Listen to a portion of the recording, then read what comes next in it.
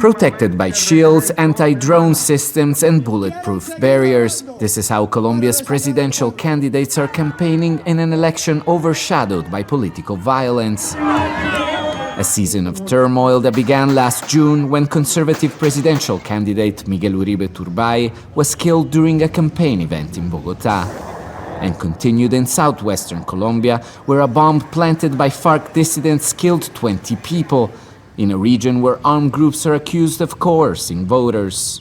A campaign marked by threats, attacks and fear that is increasingly spilling beyond Colombia's traditional conflict zones. A mí me comienzan a disparar. Political activist Julián Cardona was campaigning for conservative candidate Paloma Valencia in a rural area outside Cubarral Meta when gunmen opened fire on his vehicle. He survived, but has been in hiding ever since. Estoy preocupado. I'm worried. We've never seen anything like this in our town before.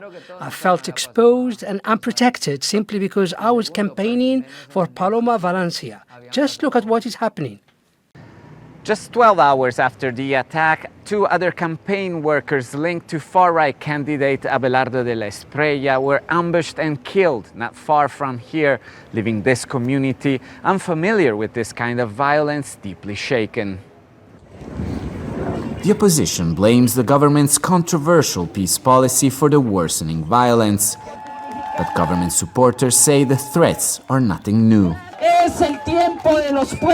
Leftist vice presidential candidate Aida Quilque has lived much of her life under threat.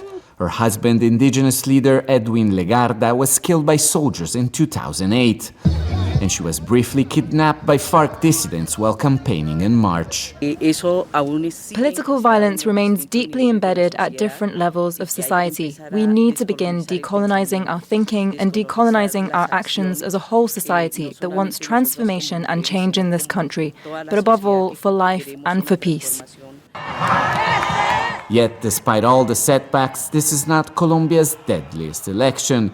But nearly a decade after the peace deal with the FARC, violence continues to shape its politics. Alessandro Rampietti, Al Jazeera, Cubarral, Colombia.